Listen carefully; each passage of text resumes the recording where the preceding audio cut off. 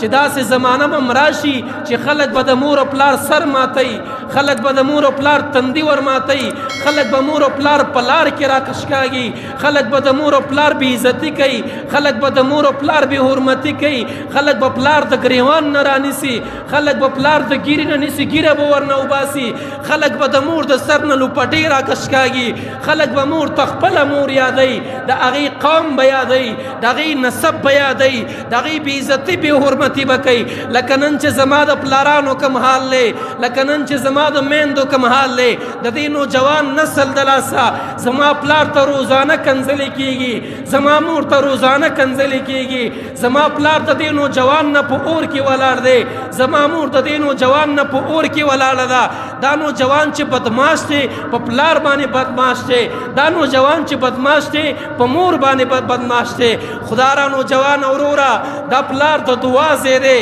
دا مور د دعا ځای دی، دا د بدماشۍ ځای نه دی، دا د کنځلو ځای نه دی، دا د بې عزتۍ ځای نه دی. په دې باندې ګزار کول والله یاد وساته، در اصل ځان له آخرت تباه کول، قبر تباه کول لی. ته خو پلار ته خبرې کې، خو دې پلار ته خبرې کول الله دې ناراضه کو، د الله غصه دې ځان ته متوجه کړه، د الله قهر دې ځان ته متوجه کو. مور ته دې کنځلې وکړې، الله دې ځان ته پکار کړی دی، الله دې په غصه کړی دی. خدا را مسلمانانو الکانو تاسو ته وایم،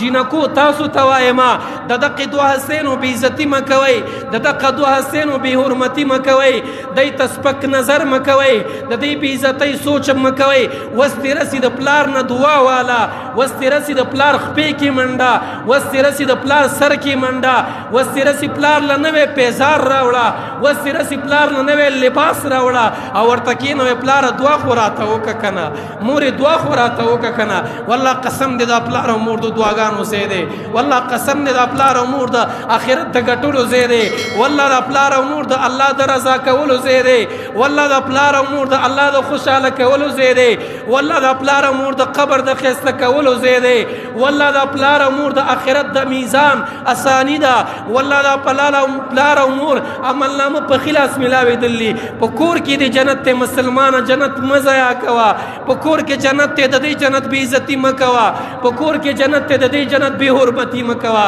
د دې پلار قدر او عزت، د دې پلار احترام او وقار، د دې پلار دعاګانو باندې ځان رنګ کا. او یاد وساته د نن زمانې بدعمله بچیا چې نن د پلار نه باغي، نن د پلار بدعملی، د سبا ورځې پریشانه پلارې چې نن خپل پلار ازارې، سبا دا بچي ګوره تا ازارئ، سبا دا بچي تا دردئ، سبا دا بچي تا ته کنځلې کوي، سبا به دقه بچي د دې نه ته سر ټکې. نن د دغې پلار او مور عزت او وقار وساته.